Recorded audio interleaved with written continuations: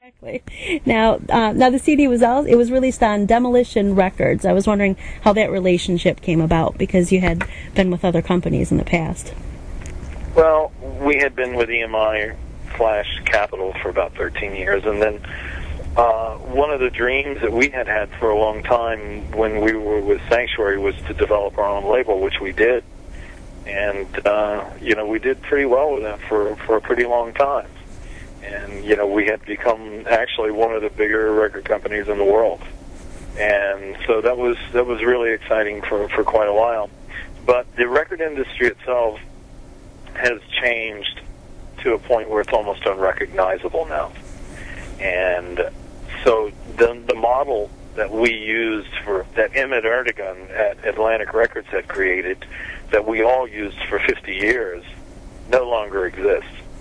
And so you're going to see bands literally trying to create a new model of the way of working, and that is a work in process as we speak now. Now, what is the status of your Fort Apache studio? Did you do any recording there? Is that still up and running? It's all still there. That's where we did the record. We've had that. Will be 20 years this June.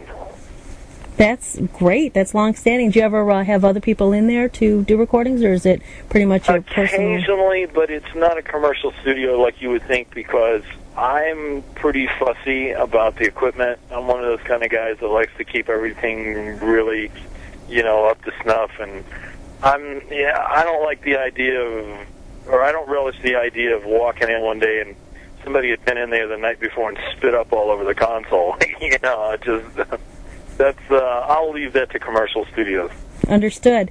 Now, with W.A.S.P, you've gone through a lot of band members over the years, you being the common thread throughout the career of W.A.S.P, and you've been able to maintain a pretty consistent W.A.S.P sound throughout all the changes.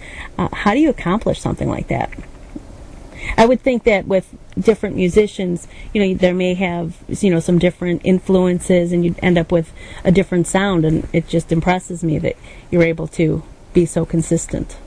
Well, a lot of that is, me producing the records. You have an idea of where you want to go with it. Right. And, you have your own methods of doing things, and so that helps create a lot of that. So it really does contribute considerably to that. Now, can you tell us about the current lineup? Well, obviously myself, Mike Duda has been with us for almost 15 years now, and Mike Dupke, the drummer, and Doug Blair, the guitarist, have been with us for 6 years. So it's it's the longest standing lineup that we've ever had, and I can say without reservation, it's the best version of this band that there's ever been. These guys are world-class musicians. And how did you hook up with them? I know they've been around for a while, but... Well, like I said, they've been around for quite some time, but Doug Blair, our guitar player, had played with us during the Crimson Idol tour. So he goes way back. This is almost, the better part of 20 years now. Right. And Mike Duda, our bass player, was someone that Chris Holmes had known. And, so it's just been the kind of thing that after we've been together this long, it's one of those things you almost forget about, like where'd they come from, because it's like, it just seems like it's always been this way. Right. Now, I did hear that you're doing some touring in Europe, supporting the new CD. Do you have any plans for a U.S. tour? Well, we just finished 3 months in Europe, and we start here a 4-week run in North America, and first show is February 26th.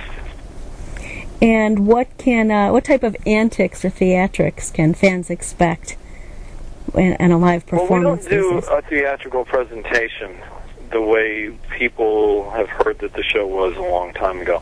What we're doing now is we have this big giant movie screen behind us, and we're doing we're taking all the old videos, the promo videos that we had used years ago, as well as some of the new ones that we've done for this new album. And what happens is that when any given song is being played on stage, we're playing it in sync to that video. So in other words, you see me singing it on the movie screen, but I'm also singing it in sync while we're doing it live. And it creates kind of an interesting effect, because it's funny to watch the audience faces, because they'll watch the video screen for a second, and then they'll watch me, and then they'll watch the video screen for a second, and they'll watch me, and it's almost, they turn into the RCA dog, you know. It's like, you know, their heads are like, how does this work? How are they doing this? You know, and it creates a really cool effect. That sounds pretty cool. Now, I also, I heard that you're going to be at Sweden's Rock Fest in June. Mm-hmm. But I heard that the set list was going to be, it was only going to be songs from the first 2 albums. Well, we don't know that. I mean, that was originally, you know, a thought that we had, but the success of the song Crazy off this new album has changed a lot of that. I mean, we've got, you know, big fish on the hook now with that song. Right. And so we're not really sure yet what we're going to do. That's yet to be determined. Oh, that's excellent. So you may mix in some new material as well. More than likely, yeah.